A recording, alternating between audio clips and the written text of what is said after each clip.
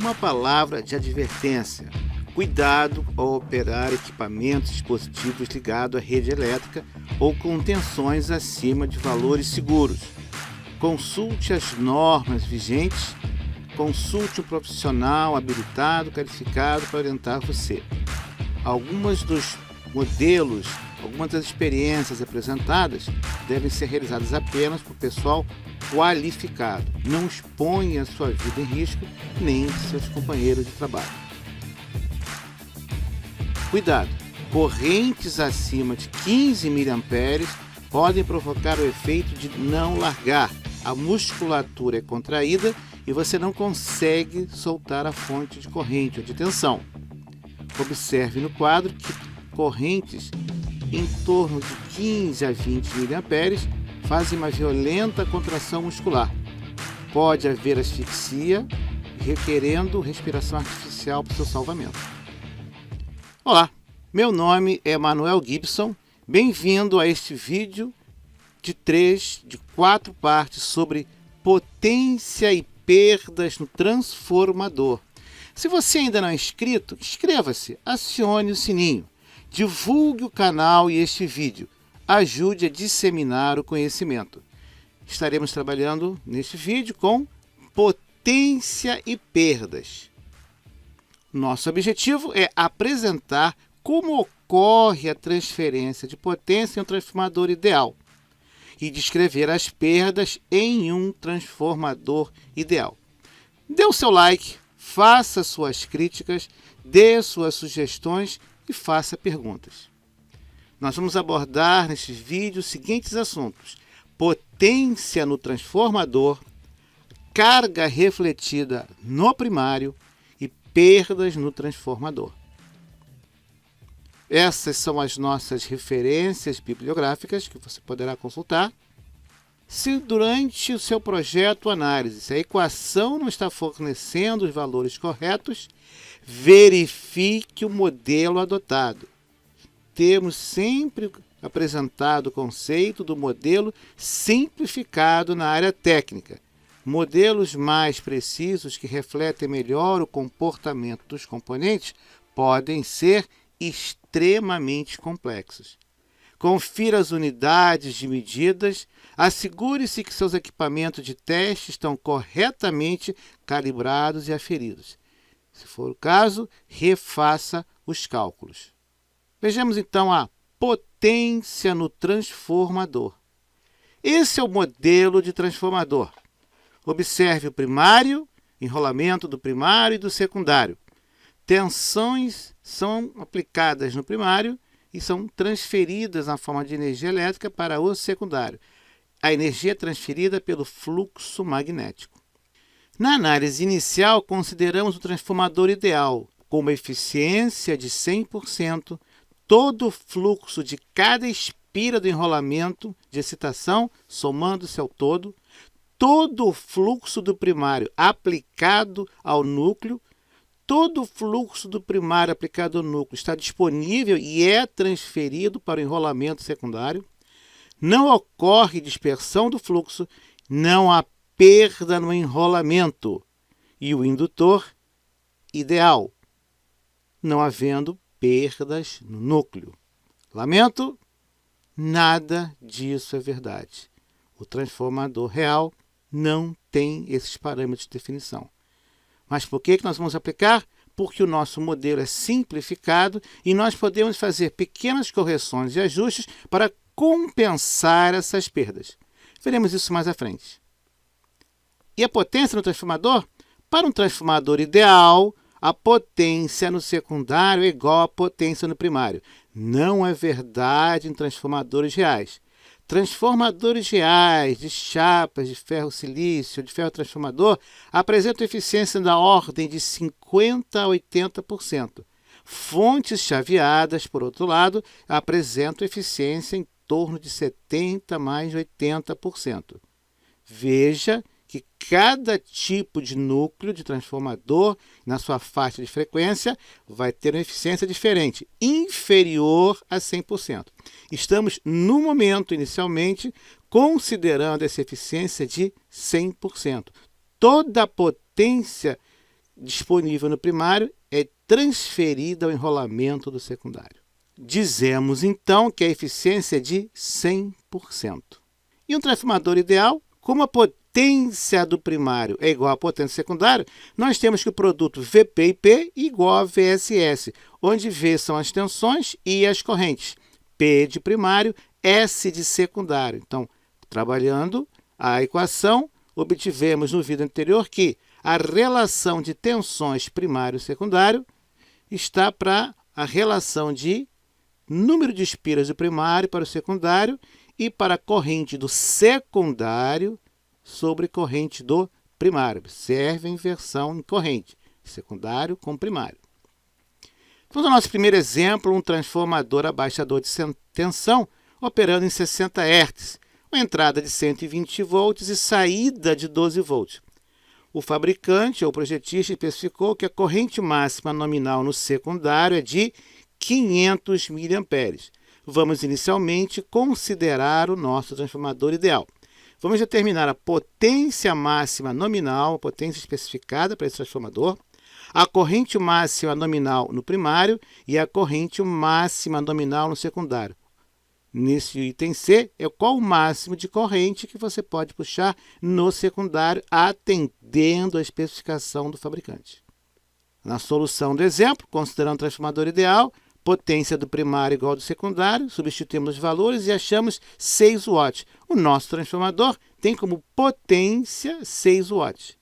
A corrente no primário máxima será de 50 mA, dividindo a potência do primário pela tensão do primário. Valores eficazes. Já a carga máxima que você pode ligar no secundário vai ser a divisão da potência do secundário pelo quadrado da corrente do secundário ou simplesmente dividir a tensão do secundário pela corrente secundária. Em qualquer uma das situações, vamos encontrar 24 ohms. Observe que no item C era pedida qual é a carga máxima no secundário.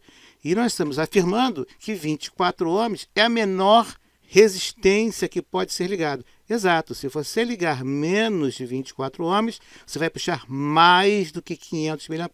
Por isso é a carga máxima.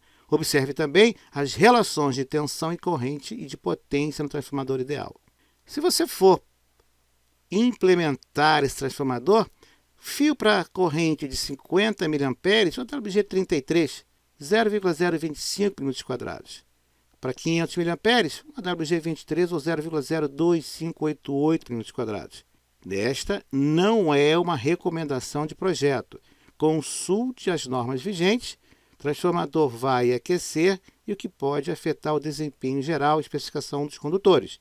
Por exemplo, a perda ôhmica vista mais à frente. E qual será a carga refletida no primário? Se você está gostando do vídeo até agora, ou se ele está colaborando para o seu conhecimento, ou se você acha que ele pode ser utilizado por algum conhecido, alguma pessoa que você saiba que trabalha na área, está interessado, divulgue.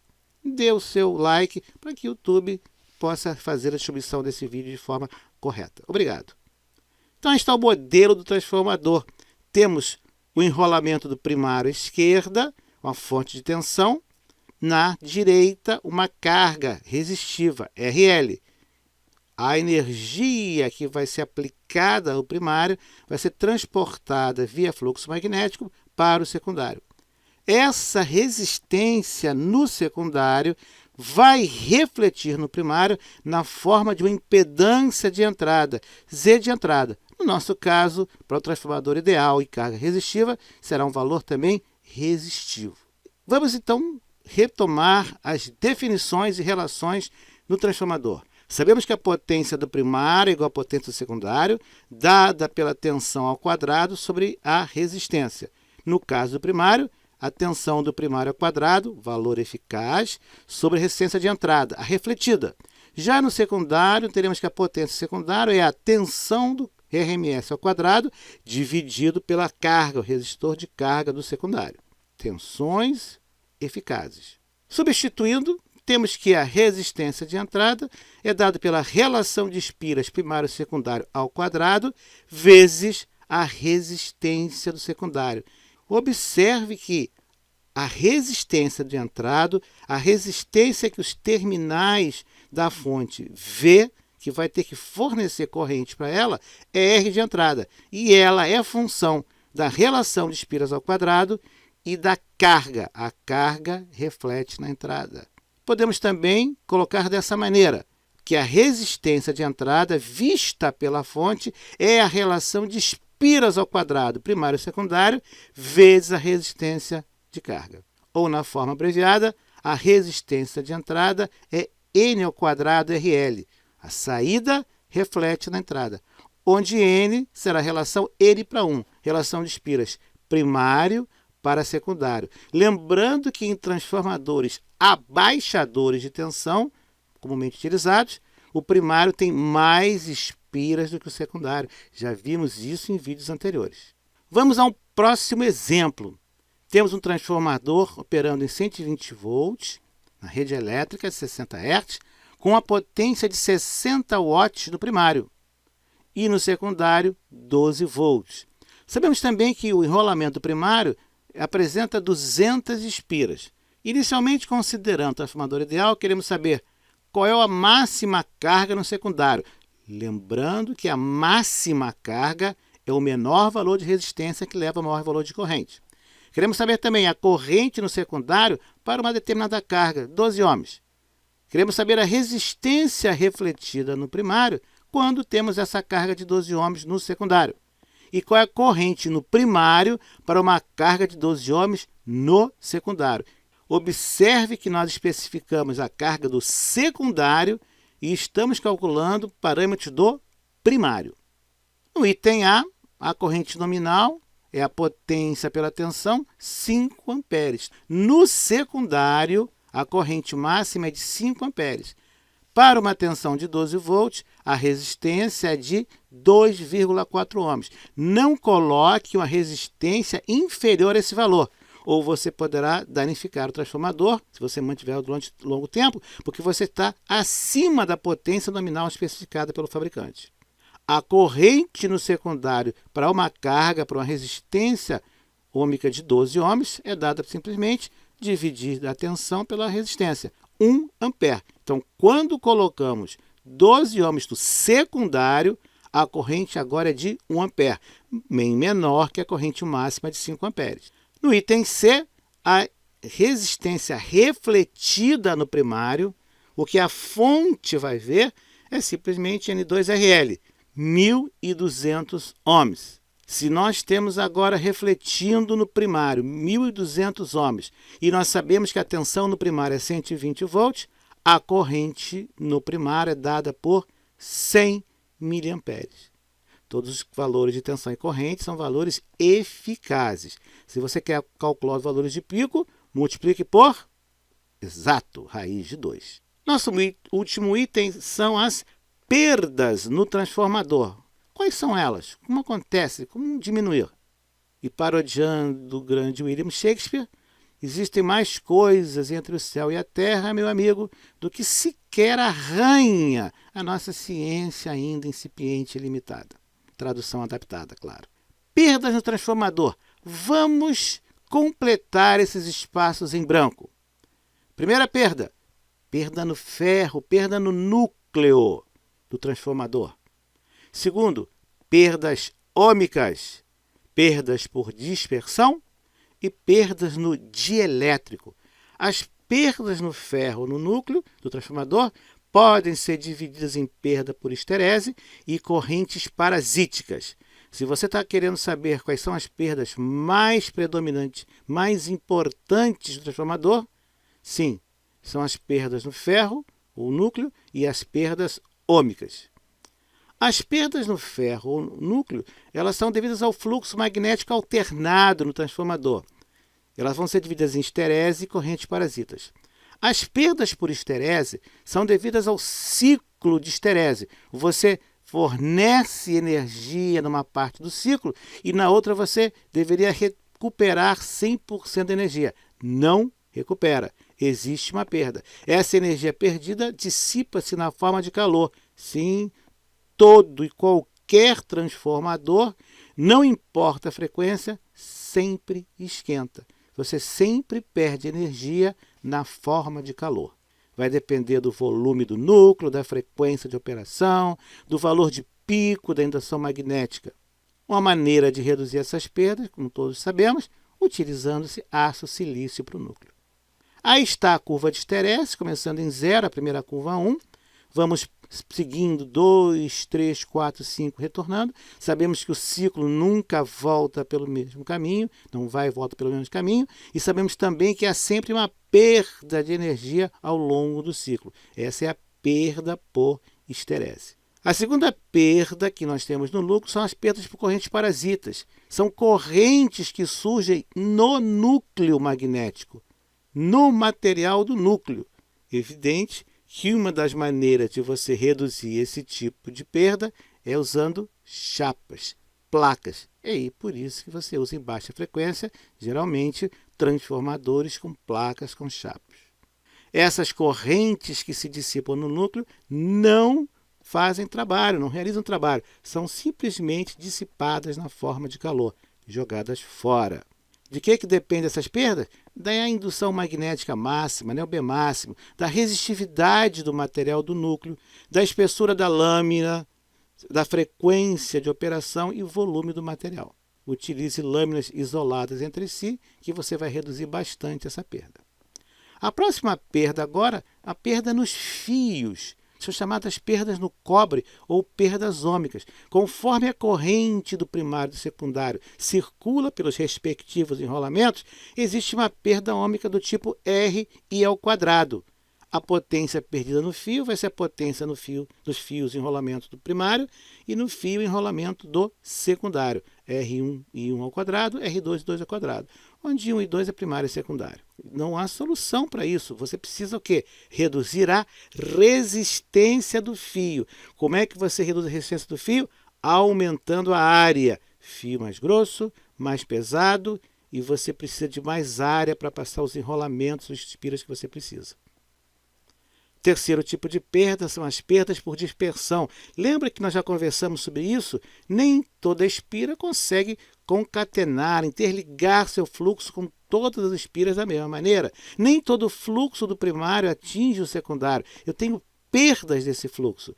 São reduzidas essas perdas e podem ser, em princípio, desprezadas em função das duas perdas iniciais no núcleo e ômica. Perdas no dielétrico. Sim, existem perdas no dielétrico, no material isolante, seja no óleo, no isolante sólido do transformador. Conforme vai se deteriorando o material, vai diminuindo essa isolação e diminui a eficiência do transformador. Aí está um modelo um pouco mais complexo, mostrando alguns dos parâmetros que conversamos. Por exemplo, aí estão modeladas as perdas ômicas do enrolamento do primário e do secundário.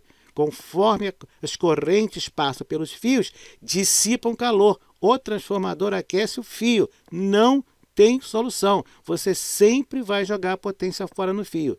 Quer reduzir essa potência jogada fora? Aumente a área da seção reta.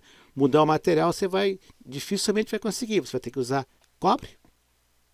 Uma segunda perda, que nós também já conversamos, é o fluxo de dispersão. Observe que as linhas pontilhadas mostradas não interceptam secundário e primário. Quem está no primário não vai para o secundário, quem está no secundário não vai para o primário. Esse fluxo é o fluxo de dispersão que é perdido. E com isso, nós conversamos sobre as perdas no transformador. Estamos falando sobre campos variantes no tempo, lei de Faraday e lei de Lenz. Obrigado por ter assistido a este vídeo. Assista os demais vídeos do canal sobre eletromagnetismo aplicado e também propagação em antenas. Não se esqueça de se inscrever e dar o seu like, fazer suas perguntas. Bons estudos e até a próxima!